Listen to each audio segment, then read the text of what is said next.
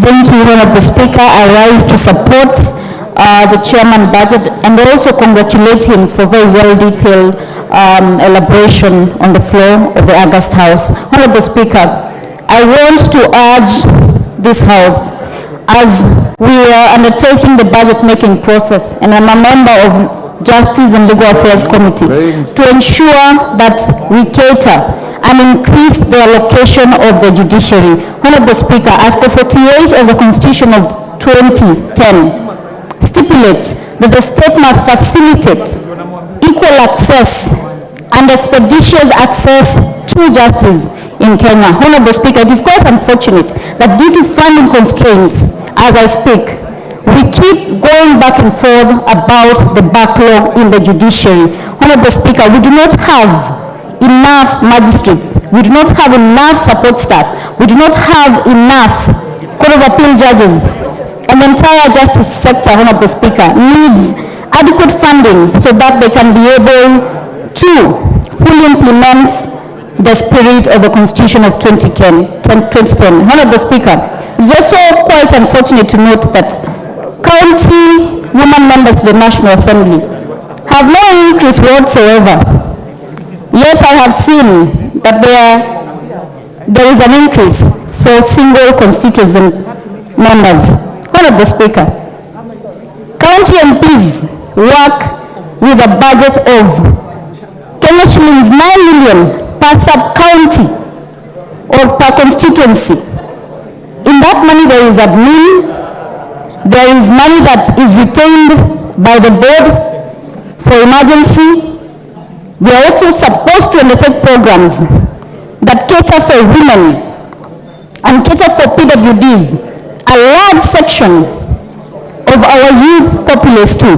Honorable Speaker, honestly speaking, it is very unfortunate, and this House must collectively support county MPs so that they are also able to execute their mandate as per the Constitution of 2010. And it is, I know we have many he for she's, and I know that the male members of this House support county MPs because they have supported us when we were angling for sanitary towels for our girls. I am kindly and humbly requesting them to also support us when it comes to budget allocation so that we can be able to execute our mandate and represent women, PWDs, and also the young people of this nation. Honorable Speaker, as I wind up, I want to note that it is very important to ensure that our fiscal policy mirrors the constraints that we have financially. We must also ensure that the increased allocation to counties is felt in regard to all the devolved functions, healthcare, agriculture, the roads that county governments are supposed to do. And as we focus on entrenching the ward fund, this is a discussion that we must have. And I have said time and time again, Kenyan people do not have an issue with paying taxes. They want to feel and see their taxes working for them.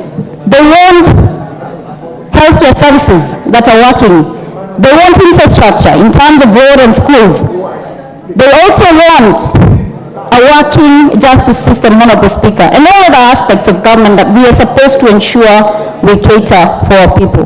Thank you, Honorable Speaker. Thank you, Njeri. Andrew Okwome.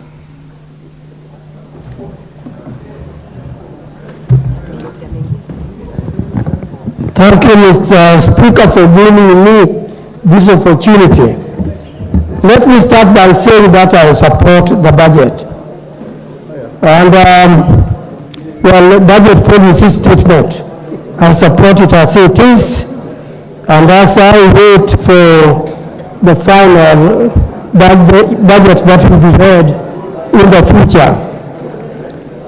Now, one thing I appreciate in the proposal is the increase in NGCDF.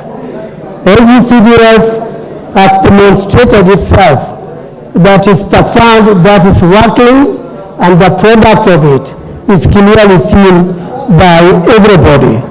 So when I go to my constituency and tell them this, they will be happy with me because they know we have increased the fund that gives benefit to them.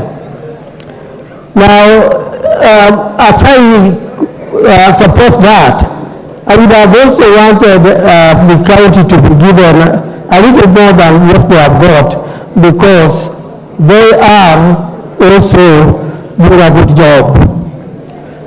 I would also say that the side which probably I'm not quite sure I'll be supporting 100% is that deficit of 703 because that's where the devil is lying. When we come to getting that deficit, I'm sure we will be going to borrowing as the funding source. And our borrowing level is so high that I know what we'll be doing is to borrow a fund that we will not be able to pay even during our term of service in Bunge. It will spread over many other years coming so that the future generation will be facing a burden that they never knew the source of. In an equal way as we now face very heavy taxation because of debt, and yet we don't know how those old debts came about. The other thing I know is coming is because our budget is increasing from 3.9 something to 4.188 thereabout. That deficit will also be funded by that large budget of 4 trillion is 2.9 of it is going to come from taxation. And taxation, as I speak today, before the coming budget is approved, as we speak today, taxation is so high, making the cost of living almost impossible for our people.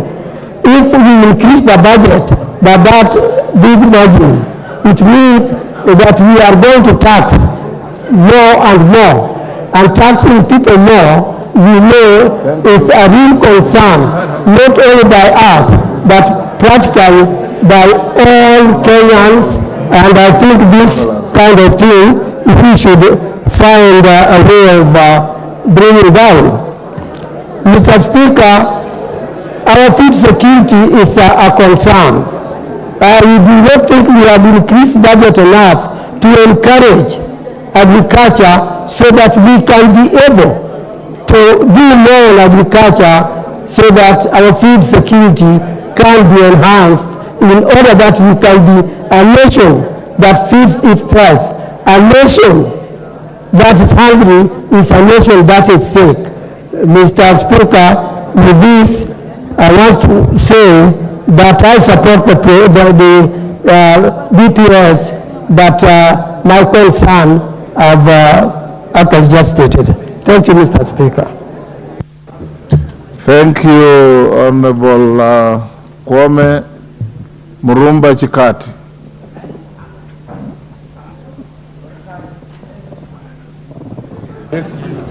Thank you, Mr. Speaker. I seek to support the BPS for the reason that we have a major problem with youth unemployment, and there is need to look at that critically, and therefore the aspect of the interns in terms of creating something for them to be busy, I fully support. Mr. Speaker, the other area that we may need to look at are the schools. For example, in Tongareni constituency where I come from, with 52 schools and a population of 28